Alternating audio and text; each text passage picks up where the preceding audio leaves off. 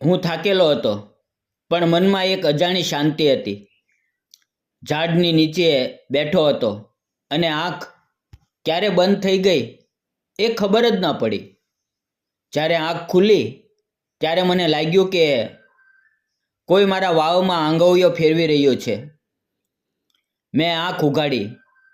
મારું માથું તેના ખોળામાં હતું. તે ચૂપચાપ મને જોઈ રહી હતી. અમારી નજરો મળી. એ પળમાં કંઈ બોલવાનું મન થયું નહીં. હું તરત ઊભો થયો. તે શરમાઈ ગઈ.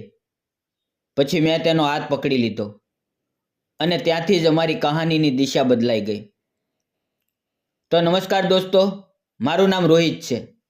હું એક ડેરીમાં સુપરવાઇઝર તરીકે કામ કરતો હતો. મારી ડ્યુટી રોજ ગામથી લગભગ 18 કિલોમીટર દૂર આવેલી એક ડેરીમાં રહેતી. રસ્તામાં એક નાની ડુંગળી આવતી અને તેની બાજુમાં કાચો રસ્તો હતો. ઉનાળાની ઋતુ હતી. એક દિવસ મેં ધ્યાન આપ્યું કે ડુંગળીની છાયામાં એક યુવતી બેસીને કંઈક વેચતી હતી. પહેલાં મેં ક્યારેય તેને ત્યાં જોઈ નહોતી. તે દિવસે હું કામ પરથી વહેલો નીકળ્યો હતો. મનમાં વિચાર આવ્યો કે જોઉં તો ખરો કે એ છોકરી શું વેચે છે. મેં બાઇક સાઈડમાં ઊભી રાખી અને તેની પાસે ગયો. તેણે મારી તરફ નજર કરી અને તરત નજર નીચે ઝુકાવી. નજીક જઈને જોયું તો તે સાદી હતી, પણ તેની સાદગીમાં એક અદ્ભુત સુંદરતા હતી. ઘાટો રંગ, પણ ચહેરા પર અજાણી તેજસ્વીતા. આંખોમાં શાંતિ, કપાળ પર નાની લાલ બિંદી. મેં પૂછ્યું, તું શું વેચે છે? તે ધીમે અવાજે બોલી, આ મહુડા છે. ગામના લોકો બહુ ખાય છે. તેણે 2-3 મહુડા મારા હાથમાં આપ્યા. સ્વાદ મીઠો હતો. મેં પૂછ્યું, કેટલામાં આપો છો? તે બોલી, એક પોટલી 5 રૂપિયામાં. મેં 2 પોટલી લઈ લીધી. તેણે જૂના કાગળમાં પેક કરીને આપી. મેં પૂછ્યું, દરરોજ અહીંયા બેસે છે? તે બોલી, હા, રજાના દિવસોમાં. હું કોલેજમાં ભણું છું. એટલામાં બીજા ગ્રાહકો આવી ગયા. હું વધારે વાત ન કરી શક્યો, પણ પાછા જતાં તેની આંખો વારંવાર યાદ આવતી રહી. બીજા 2 દિવસ હું ફરી ત્યાં ગયો. આ વખતે જાણી બૂજીને ધીમો પડ્યો. એક પોટલી લીધી અને બાજુના પથ્થર પર બેસી ગયો. તે કામ કરતી હતી, પણ ક્યારેક ક્યારેક મારી તરફ જોઈ લેતી. જ્યારે નજર મળતી ત્યારે તરત નીચે ઝુકાવી લેતી. મેં પૂછ્યું, તારું નામ શું છે? તે બોલી, મારું નામ કાવ્યા છે. તેને મેં મારું નામ કહ્યું. હવે વાતચીત આગળ વધી. તેણે જણાવ્યું કે તેના પિતા બીમાર છે.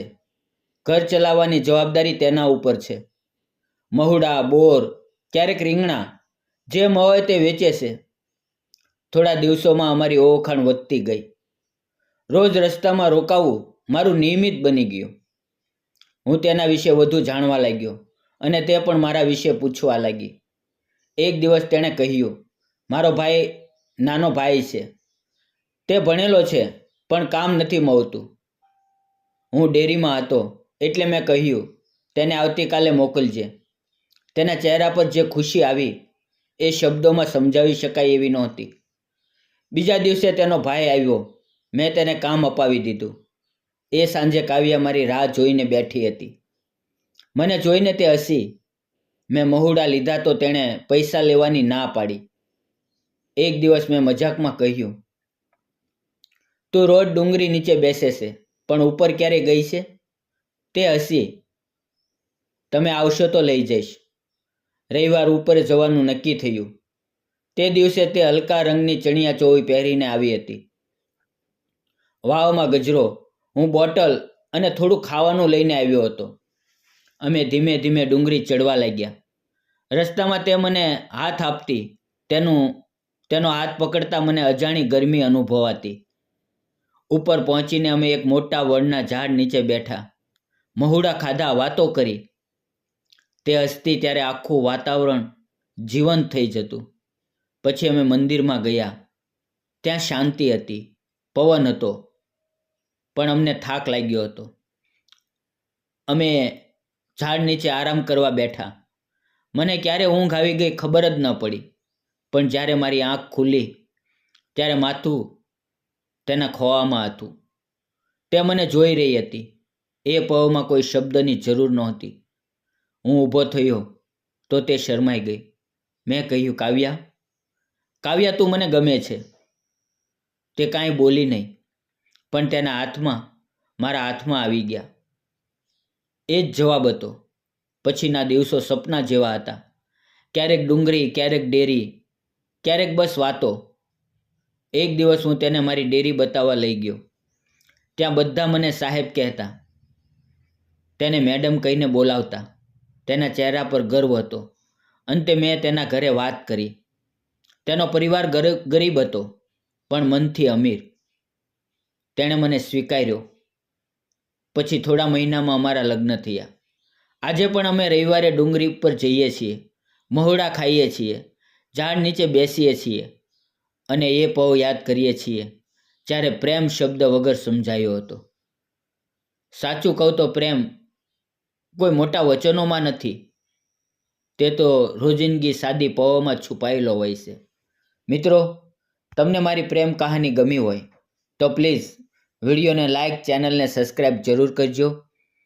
વિડીયોમાં આવેલા નામ, પાત્ર અને ઘટના ફક્ત કાલ્પનિક હતા.